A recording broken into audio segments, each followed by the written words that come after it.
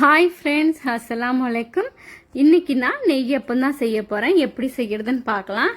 அதுக்கு நான் இன்றைக்கி 4 வாழைப்பழம் எடுத்திருக்கேன். எந்த வாழைப்பழமாக இருந்தாலும் பரவாயில்ல, நல்லா பழுத்த பழமாக பார்த்து எடுத்துக்கோங்க.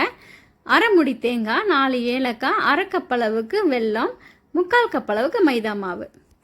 இப்போ ஃபஸ்ட்டு ஒரு மிக்சி ஜாரில் இந்த வாழைப்பழம், தேங்காய், ஏலக்காய் எல்லாத்தையுமே நல்லா நைஸாக அரைச்சி எடுத்துகிட்டு வந்துடலாம். பாருங்கள், நான் நல்லா நைஸாக அரைச்சி வச்சுருக்கேன். இப்போ இதில் நம்ம எடுத்து வச்சுருக்க மாவையும் வெல்லத்தையும் உள்ளே சேர்த்துக்கலாம். நான் எடுத்திருக்க வெல்லத்தில் மண் எதுவுமே இல்லை, அப்படியே சேர்க்குறேன்.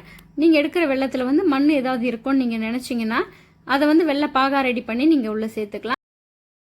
இப்போ நான் ஒரு 1/4 டம்ளர் அளவுக்கு தண்ணி சேர்த்துருக்கேன். இது எல்லாத்தையும் சேர்த்துட்டு நான் அரைச்சி எடுத்துகிட்டு வந்துடுறேன். பாருங்கள், நமக்கு மாவு ரெடியாக இருக்குது. இப்போ இதில் ஒரு பிஞ்ச் அளவுக்கு உப்பு, ஒரு பிஞ்ச் அளவுக்கு ஆப்ப சோடா ரெண்டுத்தையுமே சேர்த்துட்டு நல்லா கலந்து கொடுத்துடலாம். இப்போ நமக்கு மாவு ரெடியாக இருக்குது. இது ரொம்ப நேரம் ஊறணும்லாம் அவசியம் இல்லை, நம்ம உடனேவே ரெடி பண்ணிடலாம். நம்ம ஆப்ப சோடா சேர்த்ததுனால உடனே நம்ம ஊற்றி எடுத்துடலாம். இப்போ நமக்கு மாவோட பதம் இப்படி தான் இருக்கணும். இப்போ இது இருக்கட்டும். இப்போ நான் ஸ்டவ் ஆன் பண்ணிக்கிட்டு குழிப்பணியார சட்டி வச்சுருக்கேன். இதை நீங்கள் எண்ணெயில் போட்டு கூட பொரிச்சு எடுக்கலாம். அதுவும் நல்லாயிருக்கும். இப்படி செஞ்சாலும் சூப்பராகவே இருக்கும். இப்போ நான் எல்லா குழிகள்லையுமே நெய் சேர்த்துக்கிறேன். நெய்க்கு பதிலாக எண்ணெய் கூட சேர்த்துக்கலாம். சேர்த்தா தான் இந்த நெய் அப்பத்துக்கு ஒரு வாசனையே சூப்பராக இருக்கும். எல்லாத்துலேயும் நெய் சேர்த்ததுக்கு அப்புறமா நம்ம ஒரு குழிக்கரண்டியால் எடுத்து நம்ம இதில் விட்டுக்கலாம். அப்போ தான் நமக்கு கரெக்டாக வரும். அந்த மாவு சேர்க்கும்போது ஒரு 3/4 பாகம் இருக்கிற அளவுக்கு பார்த்துக்கோங்க. அப்போ தான் வெந்து வரும்போது நமக்கு நல்லா உப்பி வரும். பாருங்கள், நான் எல்லாத்துலேயுமே ஊற்றி எடுக்கிறேன்.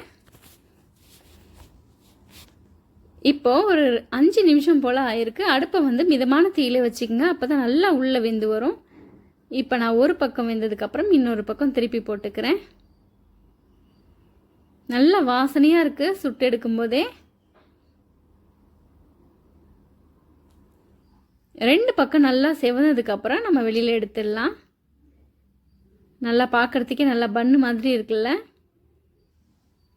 எல்லாத்தையும் இப்போ நான் ஒரு பிளேட்டுக்கு மாற்றிக்கிறேன்.